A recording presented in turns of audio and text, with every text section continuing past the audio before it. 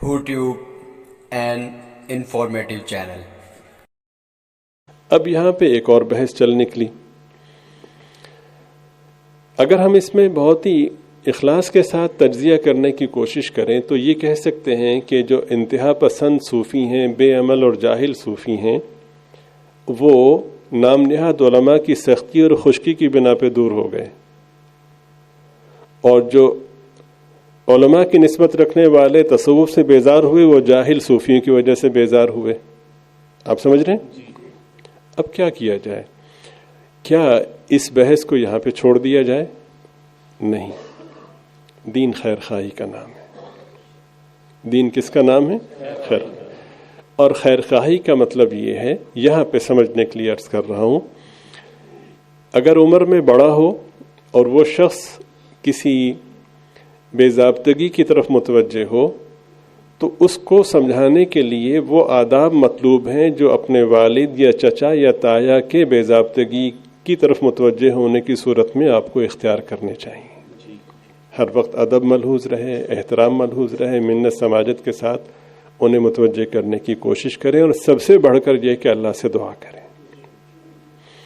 اور اگر بچوں میں سے کوئی اس طرف متوجہ ہے یعنی چھوٹا ہے تو پھر جو بچوں کے لیے آداب مطلوب ہوتے ہیں کہ ایک کسک ہو، ایک فکر مندی ہو کہ اللہ کرے کہ یہ دین کی طرف آ جائے، اللہ کرے کہ یہ خیر کی طرف آ جائے. تو حاصل یہ ہے کہ وہ خوشامد، وہ منت سماجت، وہ کسک کہ جو اپنی اولاد کے لیے ہوتی ہے، وہ کسک جب اجنبیوں کے لیے ہوگی اور وہ جذبہ خیر خواہی کا جب اجنبیوں کے لیے ہوگا تو اللہ تعالیٰ خیر کی صورتیں اور خیر کے ثمرات کو مرتب فرمائیں گے.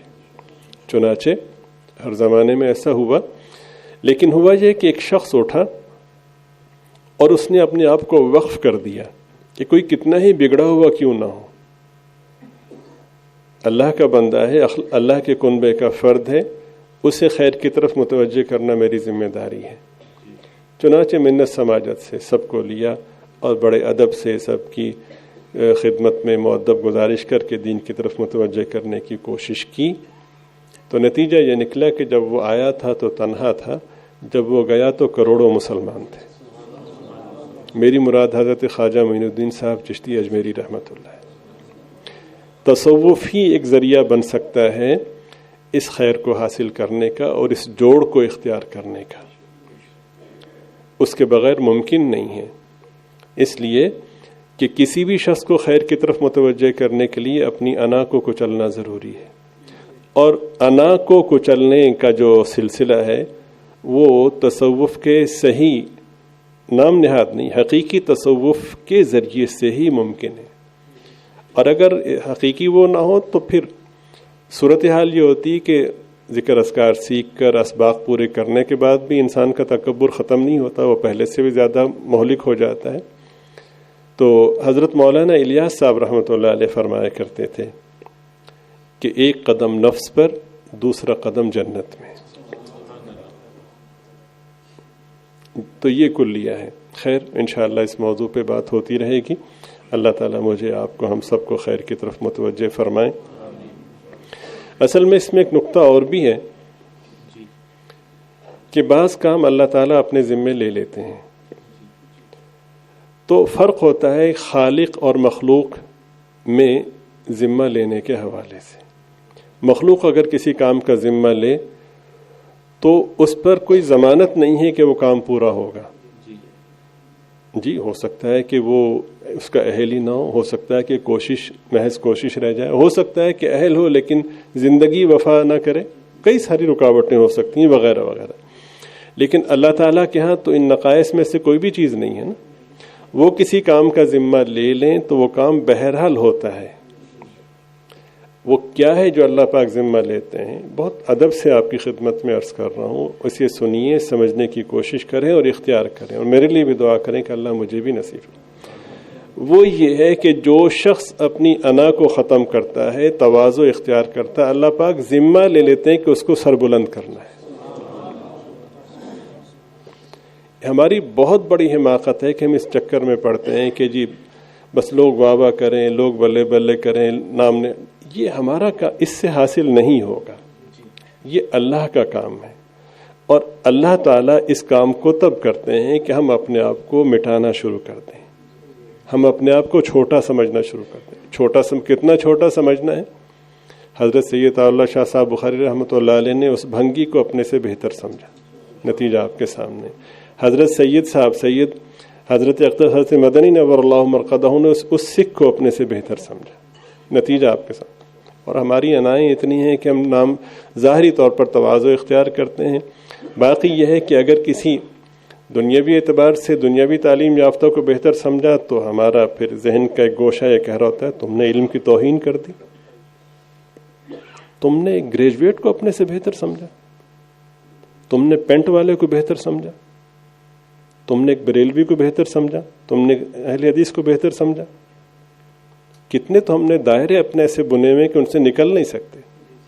بھائی یہ سب پیچھے رہ گئے۔ معاشرے میں جو سب سے گھٹیا سمجھے جانے والا شخص بھنگی ہوتا ہے، سید زادے نے اس کو اپنے سے بہتر سمجھا۔ جب تک یہ آپ حدود و قیود لگاتے رہیں گے تو اس کا مطلب ہے کہ آپ بیمار ہیں اندر سے۔ اور دوسروں کے بارے میں میں نے آپ کی خدمت میں عرض کیا کہ گمان اور یقین دو مفہوم ہیں۔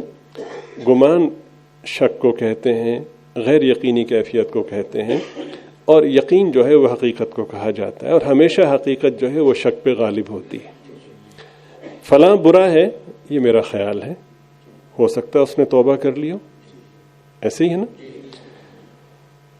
میں کیسا ہوں، مجھ میں کتنی برائی ہے، یہ یقین ہے، ٹھیک ہے۔ تو آدمی اپنے اندر جو کیفیات ہیں ان کو سامنے رکھ کر اپنے آپ کو چھوٹا سمجھے، باقیوں کے بارے میں گمان کرے کہ ہو سکتا ہے توبہ کر لی ہو، اور معلوم نہیں کتنی بڑی اس میں خوبیاں ہوں، کتنی اعلیٰ درجے کی نیکیاں ہوں، تو میں بدگمانی کر کے کیوں اپنے آپ کو اللہ تعالیٰ کی بارگاہ میں رسوا کروں۔ تو عرض کرنے کا مقصد یہ ہے کہ آج شروع کر لیں یا کل، کلیہ یہی ہے۔ میرے ذکر اذکار، میری نسبت، میرا علم، علمی نسبت، میری خانقاہ، میرے والد کی نسبت، میرے بچے عالم، یہ چیزیں مجھے گمراہ نہ کر دیں۔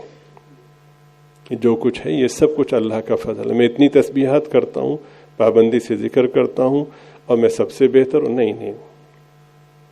یہ زبان گالی گلوچ کر سکتی تھی، اللہ کا احسان ہے کہ اس نے اس پہ اپنا ذکر جاری کیا۔ عام حالت میں شکر شاید اتنا ضروری نہ ہوتا جتنا اب ضروری ہے کہ اللہ تیرا لاکھ لاکھ شکر ہے۔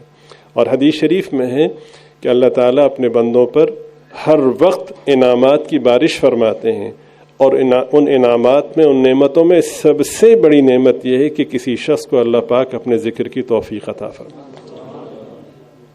اور ہماری بدنصیبی دیکھیں کہ ذکر کر کے بھی ہم اللہ تعالیٰ کی رحمت سے، اللہ کے فضل سے محروم ہو جاتے ہیں۔ کتنے افسوس کی بات ہے۔ ذکر کا مقصد تو یہ تھا کہ اور زیادہ بچ جاتے۔ بھائی مجھ میں کون سی ایسی خوبی ہے، نہ شکل، نہ عقل، نہ کوئی اور کوالٹی، اللہ تعالیٰ نے اپنے کرم سے میری زبان پر اپنے پاک نام کو جاری فرمایا، الحمدللہ ثم الحمدللہ۔ تو ہمارا تو دماغ خراب ہو گیا ہے کہ ایک تسبیح کیا کر لی، خانقاہ سے نسبت کیا ہوگی، دوسروں کو ہم نے گمراہ سمجھنا شروع کر دیا، دوسروں کو ہم نے بالکل ہی فارغ سمجھنا شروع کر دیا، پتہ نہیں کس کا اللہ سے کیا تعلق۔ آپ سمجھ رہے ہیں؟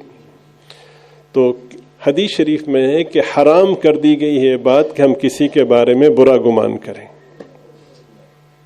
حرام کر دی گئی۔ تو اللہ تعالیٰ مجھے، آپ کو، ہم سب کو یہ اس حقیقت کا سمجھنا نصیب فرمائیں، اور اپنے کرم سے ہمیں یہ نعمت عطا فرمائیں۔ تو میں نے عرض کیا کہ آج کر لیں یا کل کر لیں، کلیہ یہی ہے۔ پٹائی کٹائی کے بعد تواضع اختیار کر لیں یا اس کے بغیر کر لیں۔ کامیابی کی کنجی اور کامیابی کا گر یہی ہے۔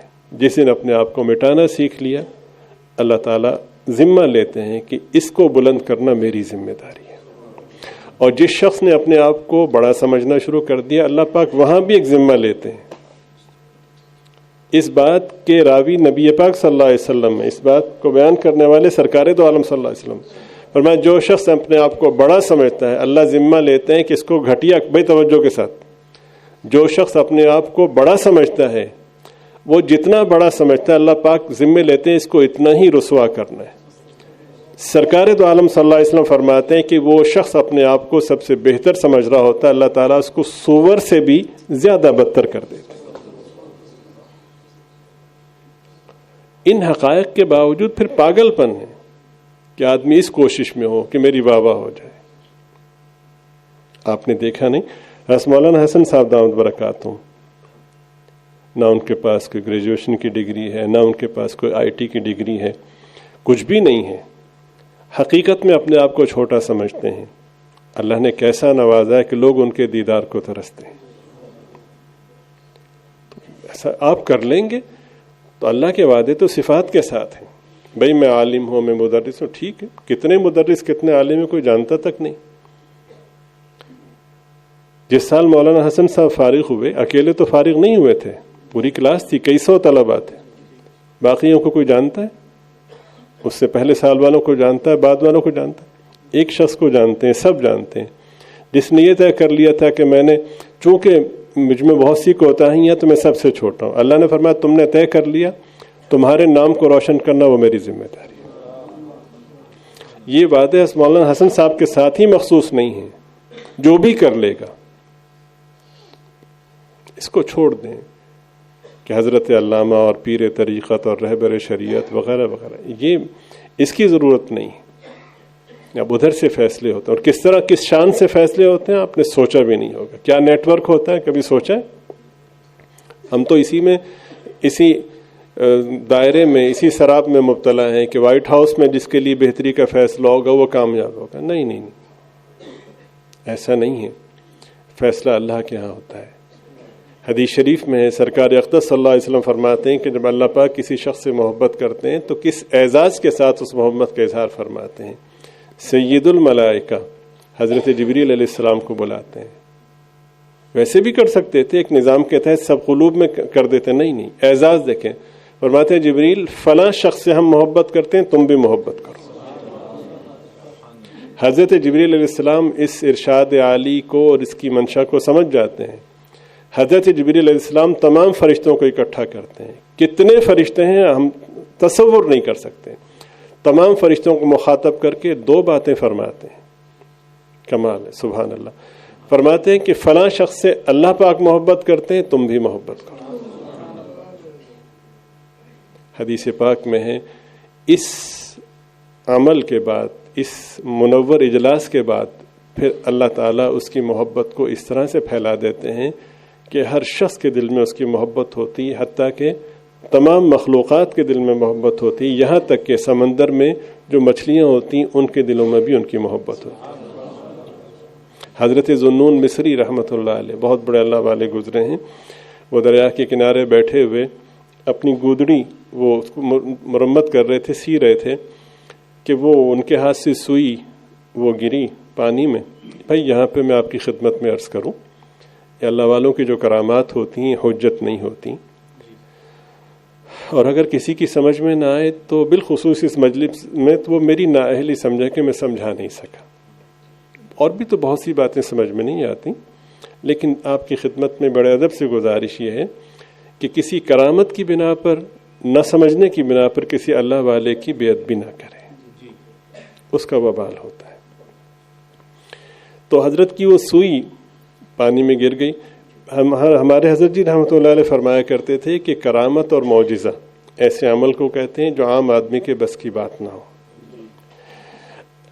عام آدمی کے بس کی بات نہ ہو، کوئی شخص ایسا کام کرے، وہ کرنے والا اگر نبی ہو تو معجزہ کہتے ہیں، کرنے والا ولی ہو تو کرامت کہتے ہیں، اور نبی اور ولی دونوں ہی اس میں با اختیار نہیں ہوتے، ان کے ہاتھ پر ان کی تکریم کے لیے، ان کے اعزاز کے لیے ان کے ہاتھ پر وہ کرامت اور معجزہ ظاہر کیا جاتا ہے، لیکن کار فرما ذات اللہ کی ہوتی ہے۔ جب اللہ پاک چاہتے ہیں تب ظہور ہوتا ہے، جب نہیں چاہتے نہیں ہوتا۔ معجزات کا سلسلہ مکمل ہو گیا، اس لیے کہ سرکار دو عالم صلی اللہ علیہ وسلم کی آمد مبارک سے نبوت کا سلسلہ مکمل ہو گیا۔ آپ سید الانبیاء بھی ہیں، خاتم النبیین بھی ہیں۔ اب کوئی نبی نہیں آئے گا، اس لیے معجزہ بھی نہیں ہوگا، البتہ کرامات کا سلسلہ سرکار دو عالم صلی اللہ علیہ وسلم کی بابرکت جوتیوں کی پاک خاک کے صدقے سے قیامت تک جاری رہے گا۔ پھر کرامات کے حوالے سے بھی ایک بات سمجھنی ضروری ہے کہ بعض اوقات کرامات کا ظہور ہوتا ہے اور بعض اوقات کرامت کی شکل میں شیطان اپنی شیطانیت کا ظہور کرتا ہے. اب کیسے پتہ چلے؟ تو اس کے پتہ چلنے کے دو ضابطے ہیں کہ صاحب کرامت متبع شریعت ہے یا نہیں.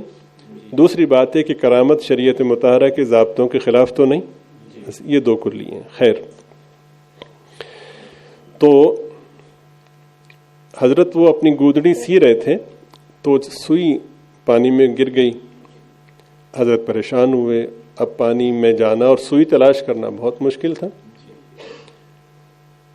تو حضرت دعا کر رہے تھے کہ ایک مچھلی سطح پہ نمودار ہوئی تو اس کے منہ میں ایک سوئی تھی جو سنہرے رنگ کی تھی، جیسا کہ یوں سمجھے کہ سونے کی.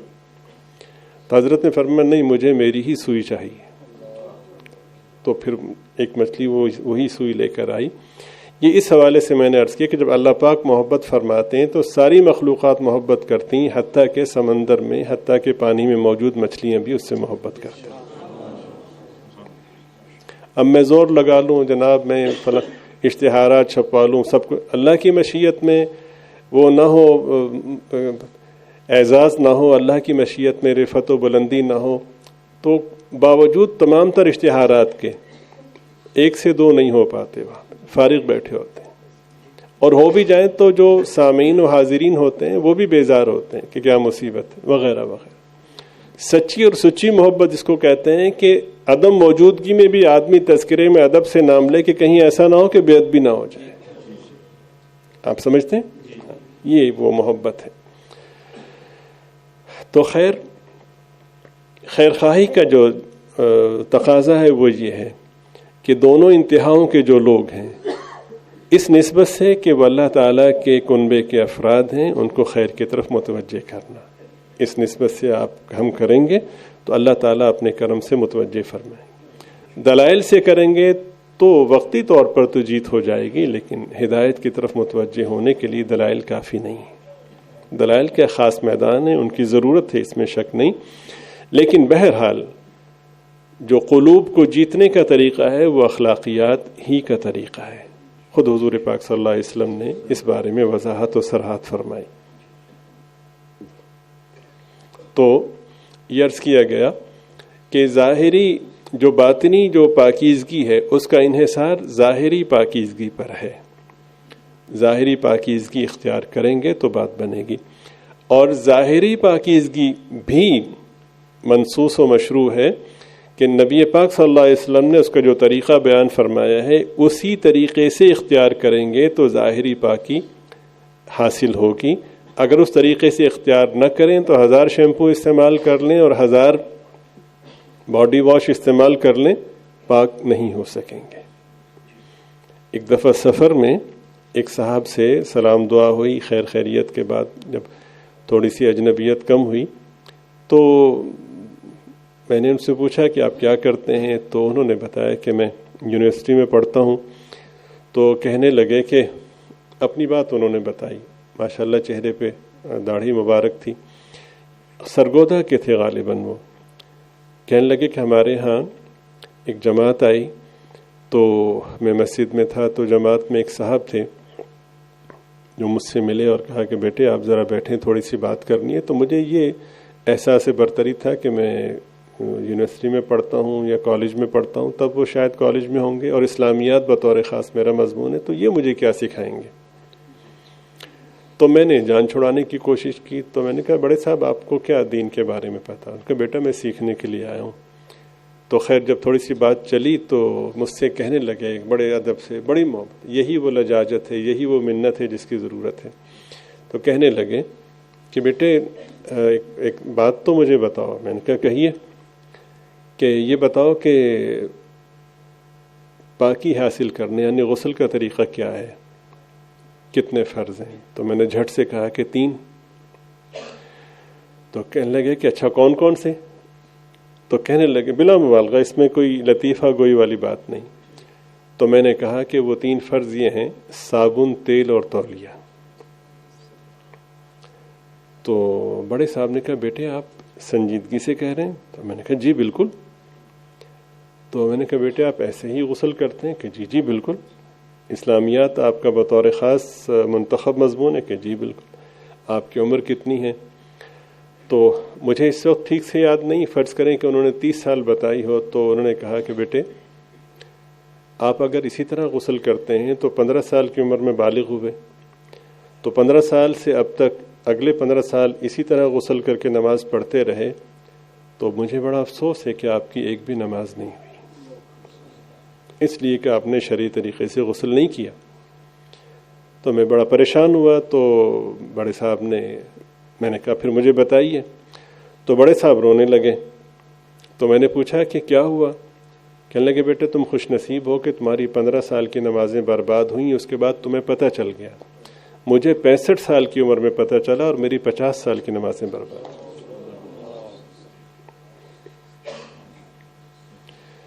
تو بہرحال پاکی وہی ہے. حضرت اقدس امام الاولیاء حضرت لاہوری نور اللہ مرقدہ فرمایا کرتے تھے کہ دھوبی کپڑا صاف کر دیتا ہے، پاک نہیں کرتا. صفائی دکھنے والی کچھ اور ہے، لیکن جو پاکی مطلوب ہے وہ وہی ہے جو سرکار، جو سید الطیبین جناب رسول پاک صلی اللہ علیہ وسلم نے بیان فرمائی، وہی ضابطہ ہے. تو انشاءاللہ اس حوالے سے اگلی نشست میں اس کی قدر تفصیل آپ کی خدمت میں بیان کی جائے گی. اللہ تعالیٰ مجھے بھی آپ کو بھی ظاہری پاکی بھی نصیب فرمائے اور باطنی پاکی سے بھی سرفراز فرمائے، ہمارے قلوب کو پاک فرمائے اور اپنی منشا کے مطابق ہمیں پوری زندگی اختیار کرنے کی توفیق عطا فرمائے. اور تصوف کی اہمیت کے حوالے سے وہ نقطہ بھی پیش نظر رہے جو پچھلی گفتگو میں عرض کیا گیا کہ سرکار دو عالم صلی اللہ علیہ وسلم نے ارشاد فرمایا کہ جس وضو کے شروع میں اللہ کا نام لیا جائے، جس وضو کے شروع میں اللہ کا نام لیا جائے، اس وضو سے وضو کے اعضاء بھی پاک ہوتے ہیں، پورا وجود بھی پاک ہوتا ہے. اور جس وضو کے شروع میں اللہ کا نام نہ لیا جائے، اس وضو سے صرف وضو کے اعضاء پاک ہوتے ہیں، پورا وجود پاک نہیں ہوتا. یہ اللہ کا پاک نام ایسا ہے جو تصوف میں بتایا اور سکھایا جاتا ہے کہ یہ قلب کی پاکی کا ذریعہ ہے، پورے وجود کی پاکی کا، پورے معاشرے کی پاکی کا ذریعہ ہے. اگر کوئی شخص اس نام کو اخلاص سے لے اور اس کو پابندی کے ساتھ اختیار کرتا رہے تو اللہ تعالیٰ ہماری توقع سے بڑھ کے ہمیں عطا فرماتے ہیں. اللہ تعالیٰ مجھے، آپ کو، ہم سب کو جملہ امور میں اخلاص نصیب فرمائے، ہماری دنیا اور آخرت دونوں کو اچھا کرتے. وآخر دعوانا الحمدللہ رب العالمین.